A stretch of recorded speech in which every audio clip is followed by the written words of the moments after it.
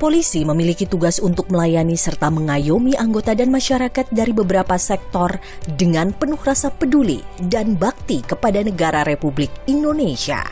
Namun, bagaimana jika polisi mengemban tugas untuk melayani masyarakat dari sektor kesehatan? Pusat Kedokteran dan Kesehatan Kepolisian Negara Republik Indonesia merupakan satuan kerja yang memiliki fungsi sebagai satuan kerja pendukung utama yang berfokus pada bidang kedokteran dan kesehatan seluruh anggota Polri dan masyarakat Indonesia.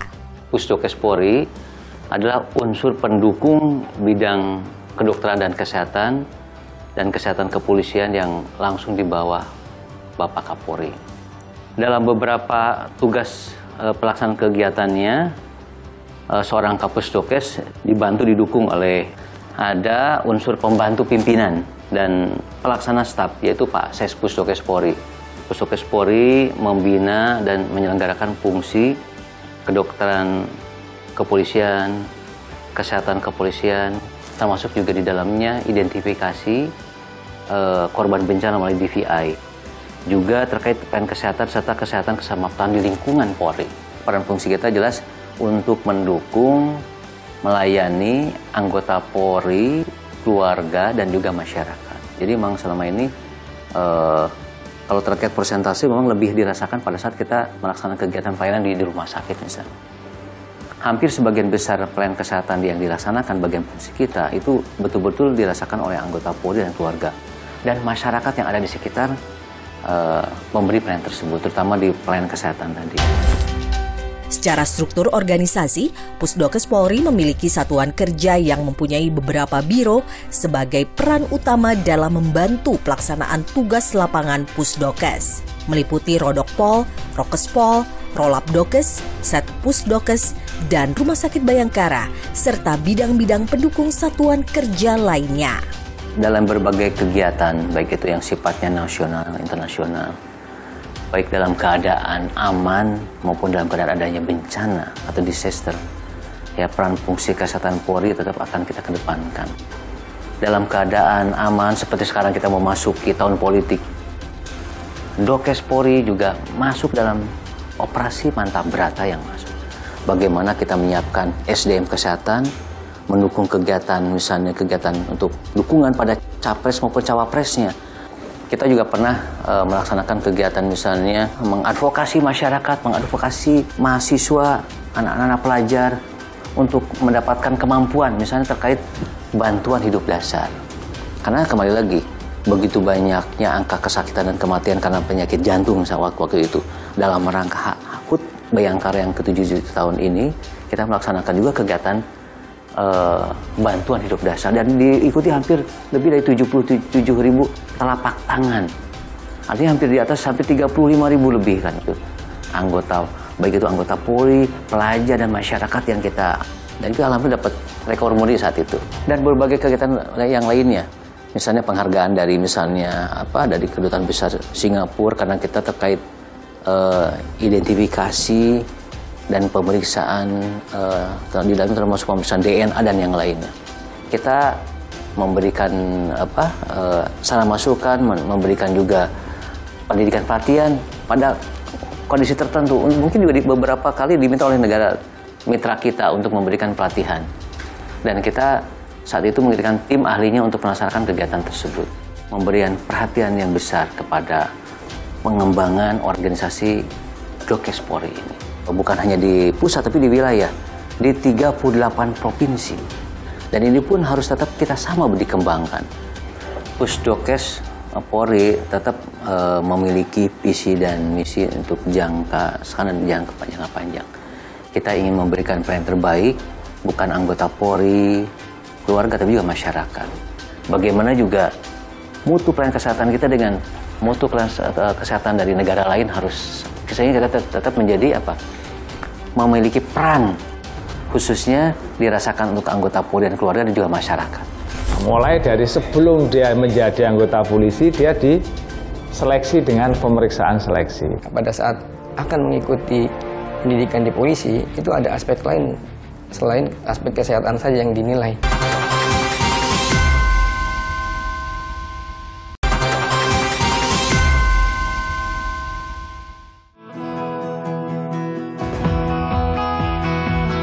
Dalam menjalankan tugas lapangan, Pusdokes Polri mempunyai 2 garda terdepan dalam mengurus teknis lapangan, yakni Biro Dokpol dan Biro Kespol yang mempunyai tugas mereka masing-masing.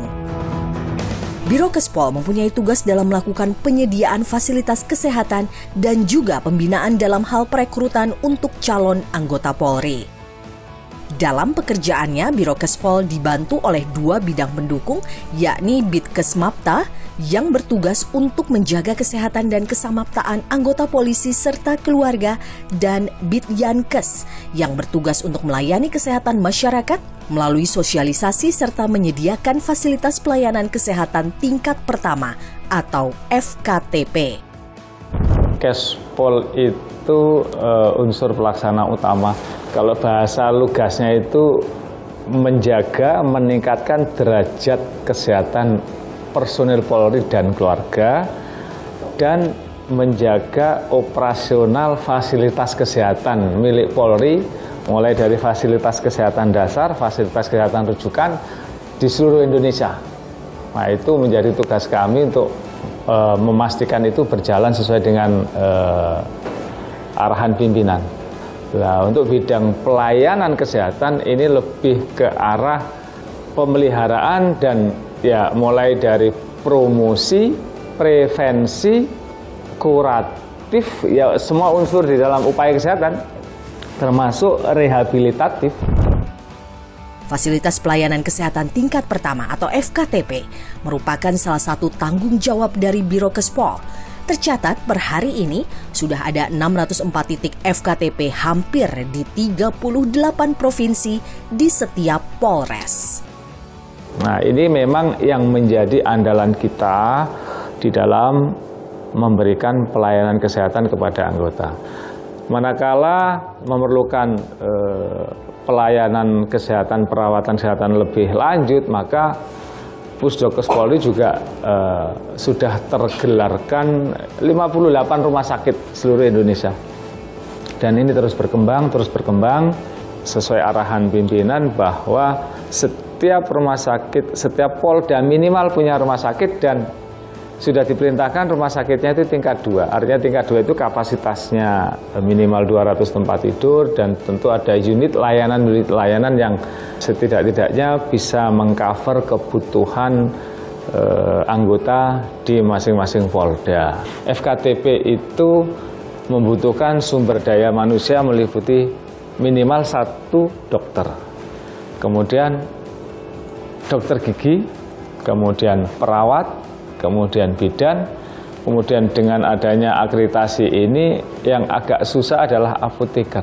Kemudian kita bekerja sama dengan BPJS, bakti kesehatan. Nah, bakti kesehatan itulah yang kita laksanakan baik oleh FKTP dari ujung barat, ujung timur, ujung utara, ujung selatan, maupun oleh rumah sakit TLU. Seperti kemarin Baksos di Pulau Paluwe, NTT. Nah, jadi Pak Kapolri langsung hadir, beliau di sana melaksanakan bakti kesehatan, dan antusiasme masyarakat luar biasa, sekitar 4-5 ribu. Hari pertama akhirnya jarak nggak ada 1 bulan kita laksanakan lagi bakti kesehatan karena memang sesuai kebutuhan gitu. Dan ini sesuai dengan masyarakat pulau terluar, ya, kita berikan pelayanan sesuai kebutuhan, dan ini menggerakkan semua kemampuan atau sumber daya, dalam hal ini sumber daya Kespol dari Makassar, dari Surabaya, dari Semarang, dari Jakarta, rumah sakit pusat ikut di sana. Kalau Kesmapta itu lebih ke arah menjaga samapta, siap siaga di bidang kesehatan personil Polri. Mulai dari sebelum dia menjadi anggota polisi, dia diseleksi dengan pemeriksaan seleksi. Kemudian ketika dia, ternyata setelah masuk polisi, pendidikan, kemudian dia ada penugasan, baik itu sifatnya operasi kepolisian maupun pembinaan. Itu ada pemeriksaan juga, pemeriksaan kesehatan. Dipastikan bahwa anggota polisi sebelum penugasan itu sehat samapta.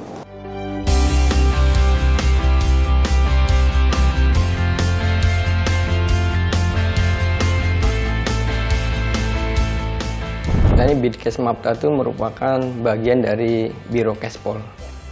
di mana Bidkes Maptan ini tugasnya adalah sebagai pembina kesehatan dan juga sebagai pelaksana kesehatan dari tingkat pusat, wilayahan, sampai ke lembaga pendidikan. Bidang kesehatan Kesmaptan ini yang tentu yang bersinggungan langsung dengan masyarakat adalah Keslek ini. Ini bagian yang mungkin perlu jadi informasi buat masyarakat. Jadi kesempatan ini kesempatan yang sangat baik. Berharap buat masyarakat yang tertarik untuk bergabung menjadi anggota Polri bisa merupakan informasi yang berharga.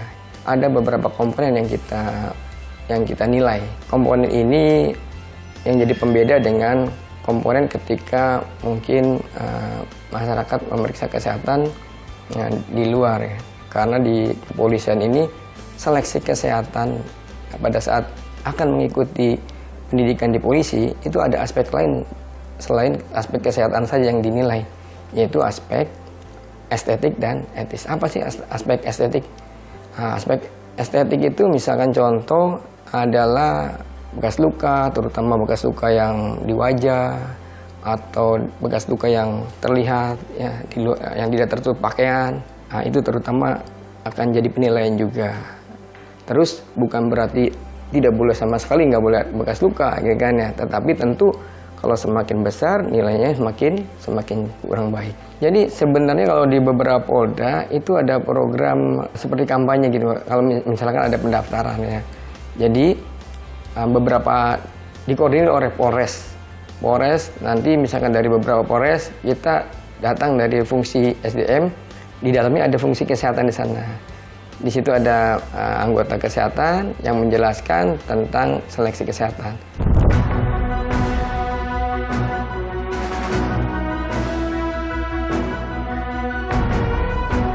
Polisi ada situasi yang kami harapkan adalah kemampuan petugas kesehatan yang komprehensif. Dan mudah-mudahan saya punya keyakinan apabila rumah sakit BLU kita ini kuat, makin kuat, itu akan kita raih tidak lama itu.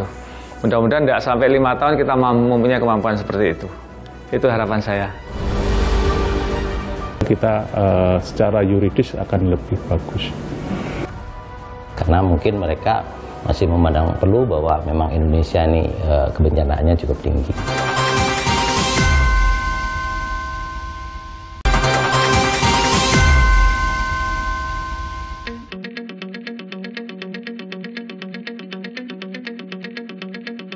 Biro Kedokteran Polri atau yang biasa dikenal Biro Dokpol mempunyai tugas untuk melakukan pembinaan dalam penanganan dari segi odontologi dan forensik. Secara struktur, Biro Dokpol mempunyai 3 bidang yang membantu dalam pelaksanaan tugas seperti Bitdoksikes yang mengurus kedokteran forensik, Bidodontopol mengurus odontologi, dan DVI yang bertanggung jawab dalam otopsi korban bencana. Biro Dokpol adalah salah satu dari fungsi utama, unsur pelaksana utama dari Puskesmas Polri. Tugas kami selaku Kepala Biro dan Biro Kedokteran Kepolisian ini sebenarnya lebih pada pembinaan, meskipun juga ada beberapa kegiatan menyelenggarakan beberapa kasus yang sedang bergulir. Itu memang fungsi Dokpol berperan di situ, baik dalam otopsi terutama ya, kedokteran kepolisian, kedokteran forensik. Dari kolaborasi kita masyarakat ya dengan aparat penegak hukum dan seterusnya, ya itu peran Dokpol itu sangat berperan di situ. Ya begitu juga Odontopol, ya bagaimana mengidentifikasi seseorang dan kemudian pada saat itu juga kita mengidentifikasi. Biro Dokpol dan kepengurusan ini kami menjadi ketua saat ini sebagai ketua APFSN, Asian Police Forensic Science Network. Itu negara-negara Asia, ya itu ada kelompok forensiknya. Kelompok forensik, tapi itu tidak terbatas kedokteran forensik, tapi ada juga forensik yang lain, termasuk juga DVI. Bagaimana kita bekerja sama dengan negara-negara tetangga ini, negara-negara ASEAN, untuk penanganan awalnya ini adalah di kebencanaan. Yang kedua tentang kualitas, tentu salah satu cara kami adalah pendidikan pelatihan. Kemudian bisa juga dengan kolaborasi. Ya, salah satu yang sedang kami lakukan saat ini adalah Dikbang. Ada dari seluruh provinsi, seluruh Indonesia yang sedang kita latih. Kita harapkan dengan mereka kita latih dari semuanya bisa transfer knowledge, kan gitu ya, transfer knowledge. Kemudian di situ juga sharing pengalaman satu dengan yang lain. Sehingga ini kita bisa harapkan dia kembali ke wilayahnya, bisa menularkan kepada koleganya, sehingga kita tetap jaga. Begitu juga pelatihan-pelatihan yang berkolaborasi dengan pihak luar cukup banyak, dengan terakhir ICRC. Kemudian kita juga secara rutin mengadakan pelatihan di GSILEC dengan kepolisian Australia biasanya, AFP, ya itu masih terjalin dengan baik. Bagaimana penanganan TKP bom, bagaimana penanganan teroris, bagaimana penanganan pencegahan unsur-unsur radioaktif, kemudian kimia, CBRN dan seterusnya. Juga tentang pelatihan DVI lagi, ya, karena mungkin mereka masih memandang perlu bahwa memang Indonesia ini kebencanaannya cukup tinggi. Rolapdokes merupakan unsur pendukung dari Pusdokes Polri yang berfungsi mengatur semua kegiatan Labdokes tingkat pusat. Secara struktural, Rolapdokes sendiri memiliki 2 bidang pendukung, yakni Bitlab DNA dan Bitlab Biomedik yang mempunyai masing-masing lab yang sudah terakreditasi. Untuk lab DNA, kita sudah terakreditasi ISO 17025 sejak tahun 2014. Dan kita sudah ketiga kalinya nanti 2024 juga kita akan reakreditasi lagi untuk lab DNA. Sedangkan untuk lab biomedik kita sudah terakreditasi sejak tahun 2022. Sedangkan akreditasi ini adalah suatu standar untuk mutu. Jadi kita harus mengikuti akreditasi apabila nanti ada komplain, semua sistem yang ada di kita sudah terakreditasi, sehingga kita secara yuridis akan lebih bagus. Ini adalah loket penerimaan sampel, penerimaan dari sampel dari penyidik dari wilayah kepada petugas lab DNA. Di mana lab ini adalah 24 jam, dia akan, di mana sampel juga sudah terkondisi, sudah disegel. Setelah barang bukti diterima, sampel diterima oleh petugas, maka petugas akan memberi penomoran. Dan setelah dikasih penomoran, maka akan dilakukan examination di ruang examination room 1, di mana petugas akan memeriksa sampel tersebut dan meneliti sampel tersebut mana-mana yang diduga ada barang buktinya.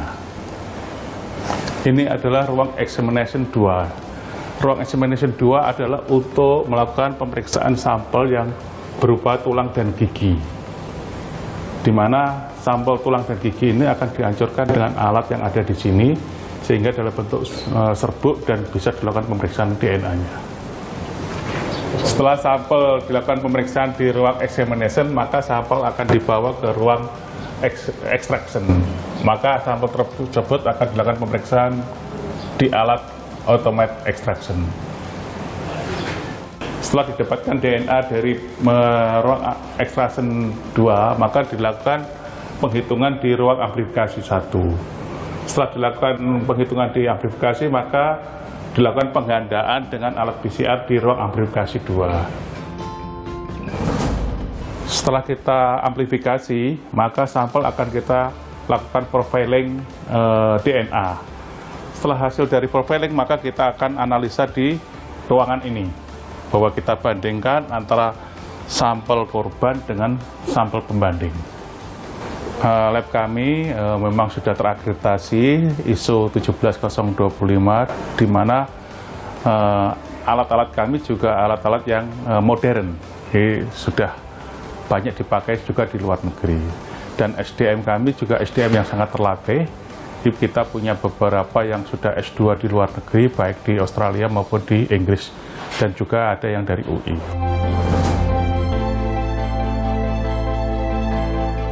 Saya sebagai warga yang tinggal di lingkungan Rumah Sakit Milik Polri merasakan sekali manfaat dan fasilitas yang ada di rumah sakit, sehingga saya sebagai warga merasakan sangat terbantu dengan adanya fasilitas tersebut. Pusdokes Polri terus bersinergi, memberikan pelayanan terbaik bagi anggota maupun masyarakat. Inovasi serta kolaborasi dengan memanfaatkan peran dan fungsi adalah faktor yang membuat Pusdokes Polri bisa terus bersinergi untuk melayani negeri secara presisi.